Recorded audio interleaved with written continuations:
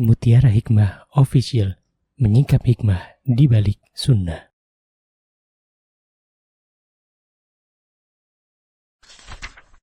Salurkan donasi terbaik Anda untuk mendukung dakwah Mutiara Hikmah Official. Mari siapkan bekal akhirat kita. Jangan lewatkan kesempatan emas ini. Ayo kita berkontribusi dalam program pembangunan Masjid Mutiara Hikmah yang dibina langsung oleh Ustadz Hanan Yasir MA dan Ustazah Imro'atul Azizah.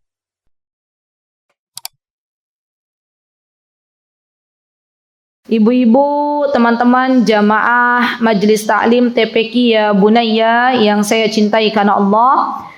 Insyaallah kita hari ini akan belajar dan jangan lupa untuk mengamalkannya. Apa yang kita pelajari hari ini? Yang pertama adalah ketahuilah bahwa di dalam agama Islam yang mulia ini kita diperintahkan untuk banyak-banyak berdoa.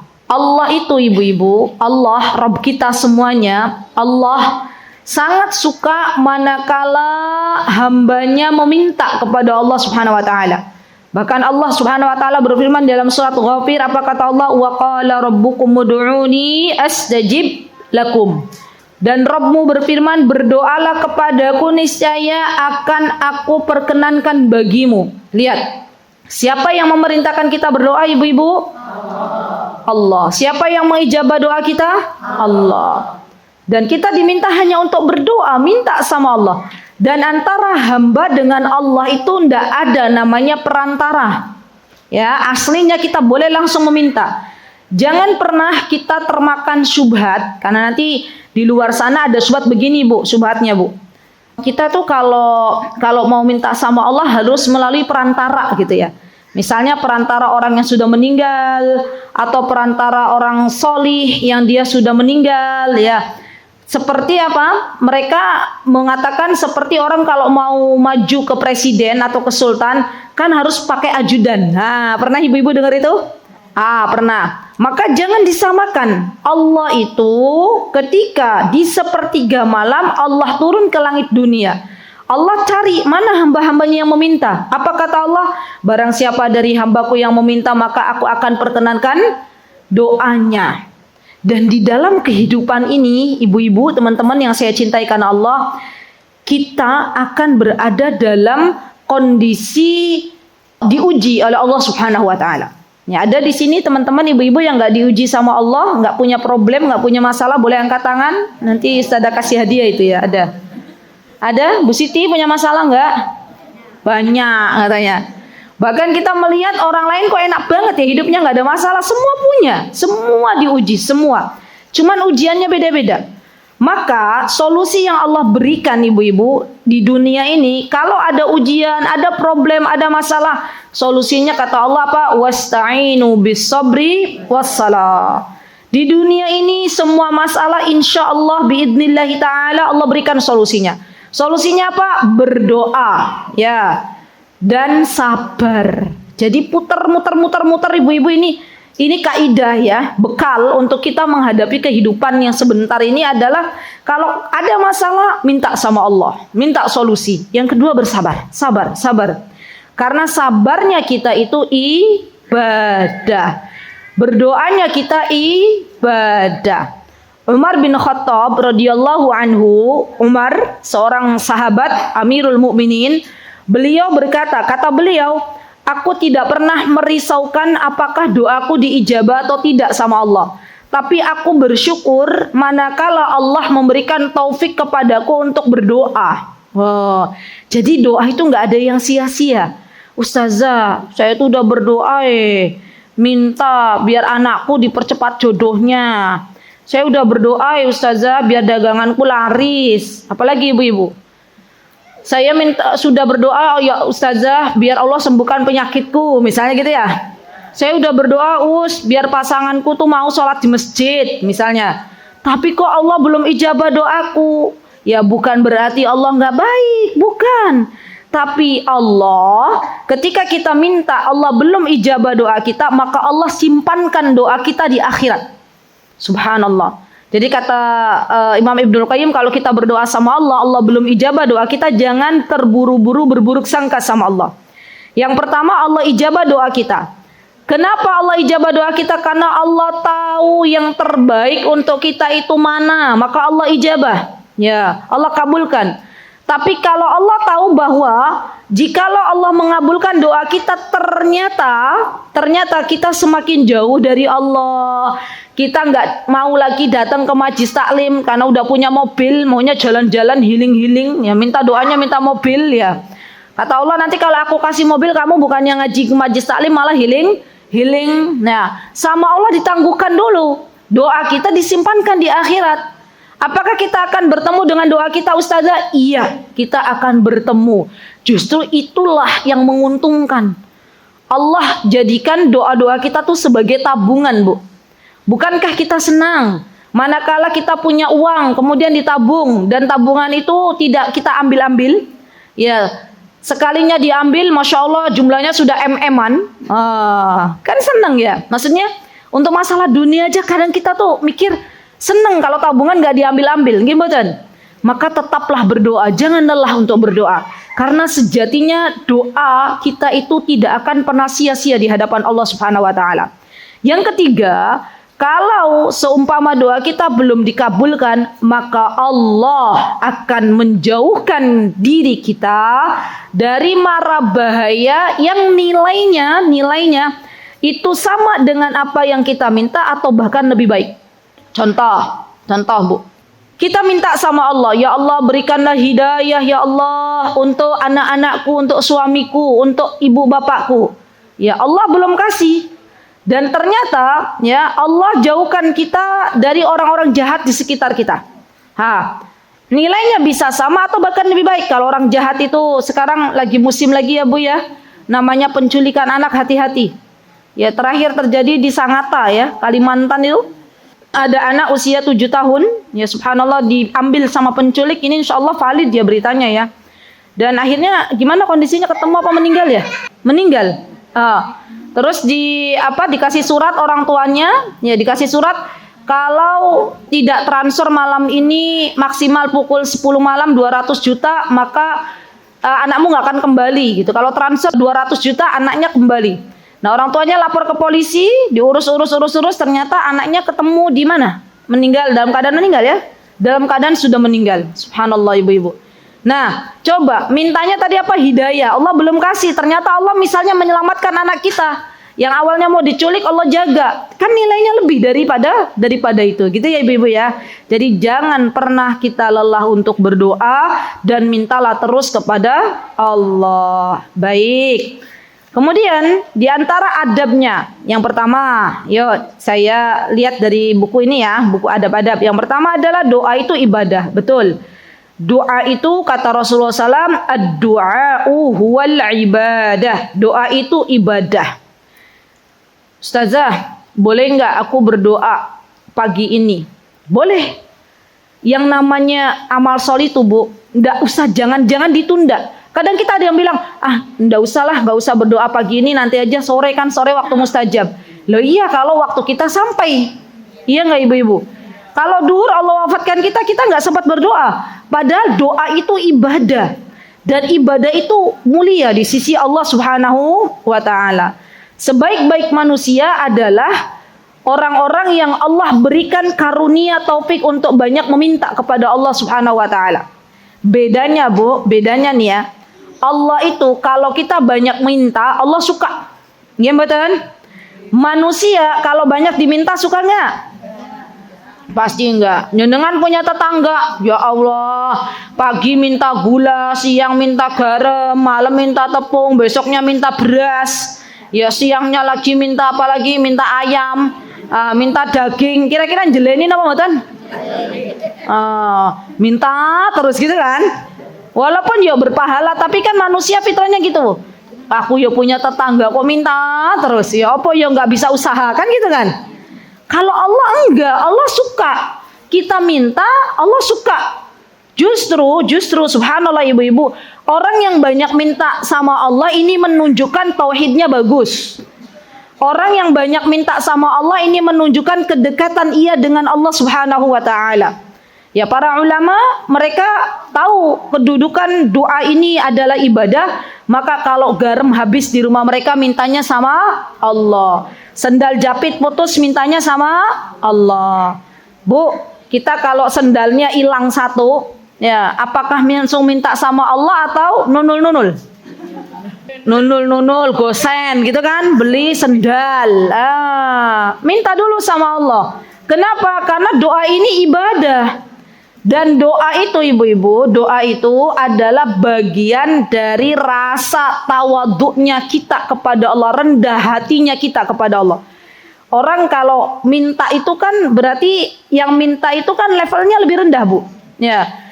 Orang yang nggak pernah berdoa itu adalah orang yang sombong. Ya, orang yang hatinya itu sudah keras. Justru orang yang banyak meminta ini menunjukkan ketawaduan dia kepada Allah Subhanahu wa taala. Maka mintalah kepada Allah. Ya. Nah, kemudian yang kedua, di sini keutamaan berdoa. Apa keutamaannya? Ya, di antaranya kata Syekh, ya, di antara hal yang diperoleh seorang yang berdoa melalui doanya bahwa doa tersebut merupakan perwujudan tauhid kepada Allah. Betul. Semakin dia dekat sama Allah, semakin dia banyak meminta kepada Allah Subhanahu wa taala.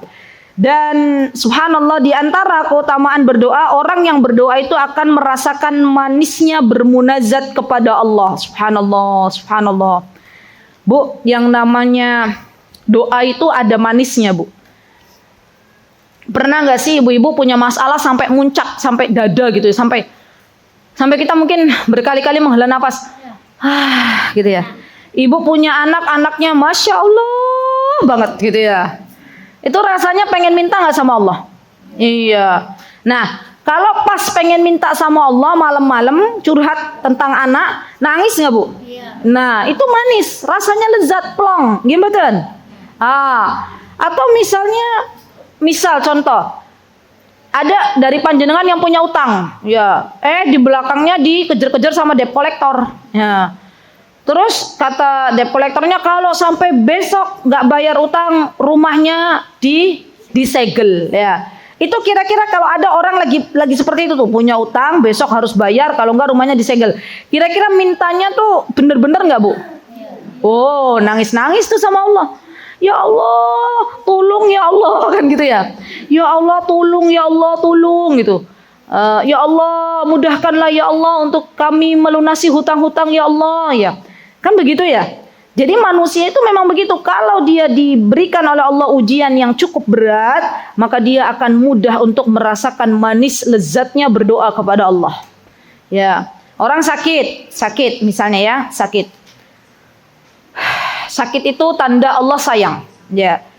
Maka ketika sakit, terus dokternya mendiagnosa sesuatu gitu. Nanti kalau sampai besok ya Bu, misalnya nyendengan masih ada benjolan, berarti besok harus dioperasi. Nah, itu kira-kira minta sama Allah, bener-bener minta nggak, Bu? Ya Allah, hilangkanlah ya Allah, ya. Subhanallah. Saya pernah bertemu dengan jamaah, Bu. Jadi beliau tuh cerita begini. Dulu tuh ada benjolan di dalam tubuh beliau. Terus akhirnya beliau tidak fokus di benjolannya. Beliau tetap menyibukkan diri karena beliau panitia kajian. Jadi beliau sibuk gitu, ngurusin kajian, terus ngurusin tahsin, terus saja sibuk baca Al-Quran, tadabbur. Sampai suatu hari suaminya bilang ke beliau, kan kita udah lama ya nggak periksa, coba benjolannya masih ada nggak? Ya akhirnya periksalah ke dokter yang ada di daerahnya. Subhanallah, dokternya bilang benjolannya hilang. Allahu Akbar. Dan itu terjadi, ada. Lihat siapa yang mengangkat benjolan tersebut? Allah. Ya, terkadang manusia terlalu banyak rasa cemas, rasa takutnya. Seakan-akan kalau ada diagnosa dari dokter semuanya runtuh gitu ya.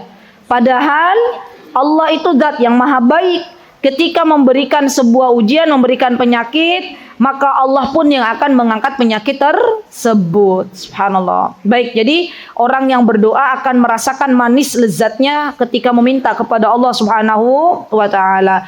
Kenapa? Karena di sana ada kepasrahan. Ya wis ya Allah, ya. saya pasrah, sepasrah-pasrahnya, terserah mau engkau apakan gitu ya. Saya punya teman haji tuh begitu, Bu. Ya. Ketika beliau cerita ketika beliau ditimpa sebuah masalah tuh, kata beliau, saya kalau udah mentok itu, saya akan berkata kepada Allah, ya udah deh ya Allah, saya pasrah, saya udah ibadah, saya udah berikhtiar, terserah mau engkau apakan gitu kata. Yang penting engkau ridho, itu malah plong. Kata beliau, kadang ketika kita sudah pasrah sepasrah-pasrahnya tuh Allah datangkan pertolongan. Dan pertolongan itu terkadang, Bu, datangnya di penghujung, Bu. Subhanallah. Jadi Masya Allah ya, kalau kita lihat kisah-kisah para nabi, ya itu pertolongan yang Allah berikan tuh di penghujung. Nabi Musa alaihissalam ketika sudah pasrah, lihat ya, kata yang di belakangnya, Nabi Musa lihat ya, Fir'aun bersama bala tentaranya udah kelihatan mau ngejar gitu kan ya, lagi ngejar gitu kan. Terus Nabi Musa berdoa kepada Allah, ya Allah ini harus gimana gitu kan. Terus kata Allah, wahai Musa, ketukkanlah apa? Tongkatmu. Ini kan ikhtiar namanya. Ya, maka lautan itu akan terbelah atas izin Allah Subhanahu wa taala. Ini di penghujung enggak kira-kira, Bu? Iya, Nabi Musa udah pasrah. Depan laut, belakang Firaun. Gimana? Mau ke belakang ada Firaun yang ngejar. Depan laut. Ya. Kalau sudah pasrah-pasrahnya itu biasanya pertolongan Allah cepat banget datang. Maka dari itu ibu-ibu jangan pernah berputus asa dari meminta kepada Allah. Karena kita nggak pernah tahu kapan pertolongan Allah itu datang. Terus saja minta sama Allah. Tugas kita adalah berdoa, minta sama Allah. Doa itu minta sama Allah. Ya, baik. Kemudian di antara manfaat berdoa ibu-ibu, subhanallah, ya, adalah dapat menahan takdir atau dapat takdir itu bisa tidak terjadi atas izin Allah. Jadi apa kata Rasulullah, tidak satupun yang dapat menolak ketentuan Allah selain doa, dan tidak ada satupun yang dapat memanjangkan umur selain perbuatan baik. Gimana tuh Ustazah? Begini ibu-ibu, begini. Contoh ya. Misal seumpama ada orang ditakdirkan sama Allah, ya, naudzubillah, keluar dari rumah kecelakaan, ya. Terus dia berdoa, Bismillahi tawakkaltu 'alallahi la haula wala quwata illa billah. Terus dia naik kendaraan, dia baca Subhanalladzi sakhkhara lana hadza wa ma kunna lahu muqrinin wa inna ila rabbina lamunqalibun. Ketika baca doa Allah jauhkan dia dari kecelakaan. Ya, Allah tidak timpakan dia dengan musibah kecelakaan. Berarti doa ini yang tadi dia baca ini bisa menahan takdir atau menolak takdir yang tidak baik yang seharusnya terjadi pada diri seseorang. Nah, enak Bu. Jadi perbanyak doa. Nggak usah kita khawatirkan nanti gimana takdirku besok. Kan itu urusannya Allah. Yang Allah minta itu kita banyak minta, banyak berdoa sama Allah. Yang namanya bala, atau bala Bu? Bala, ya. Di antara penolak bala itu, kalau yang sesuai dengan anjuran Rasulullah SAW adalah doa. Jadi tidak perlu kita menggantungkan benda-benda atau sesuatu hanya untuk menolak bala. Kita cukup berdoa kepada Allah dengan sebuah doa yang dianjurkan oleh baginda Rasulullah SAW, yaitu Bismillahilladzi la yadurru ma'asmihi syai'un fil ardi wala fis samai wa huwas samiul alim. Itu penolak bala. Baca 3 kali di setiap pagi, baca 3 kali di setiap petang, maka Allah akan jaga. Masya Allah. Enak kenapa? Enak Bu? Enak. Kita benar-benar minta sama Allah, Allah jauhkan dari mara bahaya. Jadi penolak bala yang bagus itu ketika kita memakai sesuatu yang dianjurkan oleh Nabi kita Muhammad sallallahu alaihi wasallam. Kalau kita memakai sesuatu yang mengandalkan benda ini bisa menolak bala, maka justru itu akan menjadikan Allah murka kepada kita. Ya, kita ngundang jin misalnya ya untuk jaga rumah kita, justru itu akan membuat Allah marah. Kalau rumah kita pengen dijaga dari sesuatu yang buruk, baca a'udzu bikalimatillahi tammati min syarri ma khalaq. Baca di rumah itu baca surah Al-Baqarah. Maka barang siapa yang di rumahnya dibacakan surat Al-Baqarah, setannya menjauh. Kan gitu ya. Nah, mara bahaya tidak akan datang ketika kita berdoa kepada Allah Subhanahu wa taala. Maka banyak-banyak berdoa kepada Allah, karena sungguh dengan doa maka kita akan dijauhkan dari segala mara bahaya. Baik. Kemudian kata Syekh, ini juga ya Masya Allah ya, saya di sini malah justru belajar nih. Yang ketiga kata beliau, berbakti kepada kedua orang tua itu adalah salah satu sebab diterimanya doa. Masya Allah. Diriwayatkan dari Umar bin Khattab radhiyallahu anhu, ia berkata, aku mendengar Rasulullah bersabda, Uwais bin Amir dari penduduk Yaman, dari Bani Murrah, dari kabilah Qarn akan mendatangi kalian. Beliau pernah menderita sakit kulit yang kemudian sembuh, kecuali bagian sebesar keping dirham. Ia memiliki seorang ibu yang ia berbakti kepadanya. Seandainya dibagikannya kepada Allah, niscaya Allah akan berbuat baik kepadanya. Jika engkau mampu meminta ampunan darinya, maka lakukanlah. Begini ceritanya, Bu. Ceritanya gini. Saya izin biar lebih mudah untuk cerita. Ada seorang laki-laki ya yang bernama Uwais Al-Qarni. Beliau adalah seorang laki-laki yang berasal dari Yaman. Yaman itu sebuah negara tidak begitu jauh dari Saudi Arabia. Ya, dulu kami pernah belajar di sana, di Yaman. Dan Masya Allah ya ibu-ibu, zaman dulu kala antara Yaman dengan Saudi itu nggak ada batasnya. Jadi orang Yaman ya bisa ke Saudi gitu. Zaman sekarang kan ada batasnya. Orang Yaman mau masuk Saudi harus pakai visa gitu ya. Nah, dulu seorang laki-laki ini yang bernama Uwais Al-Qarni ini berbakti banget sama ibunya. Ibunya disayang-sayang, ibunya dirawat dengan penuh luar biasa ya, kebahagiaan yang menjadikan ibunya itu senang. Apapun yang ibunya minta, maka Uwais Al-Qarni pun turut serta ikut mendukungnya. Sampai diceritakan bahwa dulu waktu Uwais Al-Qarni pengen bertemu dengan Rasulullah SAW, kemudian beliau pergi ke kota Madinah, ya. Dan bayangkan ibu-ibu, dari Yaman ke Madinah, kalau kita naik pesawat itu kurang lebih 2 jam. Kalau kita naik bis itu kurang lebih, zaman dulu saya waktu tahun 2008 hajian dari Yaman, itu kurang lebih antara 15 sampai 16 jam. Nah, Uwais jalan pengen bertemu Rasulullah. Sampai di Madinah Rasulullahnya nggak ada. Karena zaman dulu kan belum ada seluler, belum ada telepon ya Bu. Maka Uwais Al-Qarni pun balik lagi. Ya. Dan subhanallah, dulu juga ibunya Uwais Al-Qarni pengen haji. Ya. Uwais Al-Qarni bingung, dia nggak punya apa-apa. Maka akhirnya Uwais Al-Qarni pun berusaha untuk melatih badannya biar kuat. Ya, setiap hari gendong kambing naik dari bawah ke bukit, ya terus sampai, karena dulu nggak ada gym. Ya mungkin kalau sekarang nge-gym gitu ya, biar kuat nge-gym gitu ya, jogging ya. Zaman dulu Uwais Al-Qarni bawa kambing tuh naik ke atas bukit, turun lagi, untuk apa? Latihan fisik. Sampai akhirnya Uwais Al-Qarni bisa mengajak ibunda tercintanya, subhanallah. Dan saking berbaktinya kepada ibunya, sampai Allah ridho dengan Uwais Al-Qarni. Ya Allah, penduduk langit pun mengenal Uwais Al-Qarni. Namanya harum, ya, mendapatkan validasi dari Allah dan mendapatkan validasi dari seluruh penghuni langit. Dan yang paling penting di dunia ini, Bu, ya kita itu mencari validasinya Allah.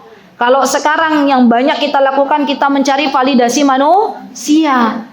Kalau Allah sudah ridho, kalau Allah sudah cinta kepada hambanya, nih saya izin menginfokan ya ibu-ibu ya, menjelaskan bahwa kalau kita rajin mencari validasinya Allah, Allah suka ke kita, maka Allah akan kabarkan para malaikat, Allah, Rabb kita semuanya akan kabarkan kepada malaikat, wahai malaikat, aku mencintai Fulan bin Fulan, aku mencintai Mbak Fulana bin Fulan. Ya, maka wahai malaikat, kabarkanlah kepada penduduk bumi, sesungguhnya aku mencintai Fulan bin Fulan. Subhanallah, biasanya orang yang Allah cinta, orang yang Allah sukai, itu biasanya penduduk bumi pun akan turut ikut serta mencintainya.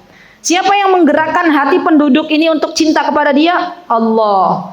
Maka penting ketika Uwais Al-Qarni ini, ya Masya Allah, dicintai oleh Allah karena baktinya kepada ibunya, maka Rasulullah pun berkata kepada Umar, wahai Umar, besok kalau ada rombongan dari Yaman datang ke sini, terus kamu tanya, bener nggak kamu Uwais Al-Qarni? Karena dulu ada belang di tangannya beliau sebesar dirham, mata uang itu.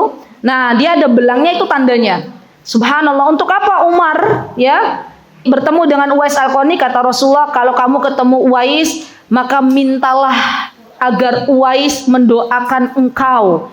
Mintakan ampunan kepada Allah agar Allah menghapuskan dosa-dosa engkau, wahai Umar. Subhanallah, ini menunjukkan bahwa berbakti kepada orang tua itu merupakan sarana diijabahnya doa-doa kita. Ya, jadi Bu, Masya Allah teman-teman yang masih punya orang tua, disayang-sayang orang tuanya. Ya, mereka itu adalah pintu surga kita.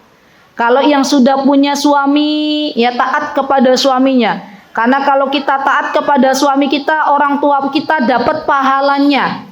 Bagi ibu-ibu yang punya anak perempuan, jangan menghalangi anak perempuannya untuk berbakti kepada suaminya.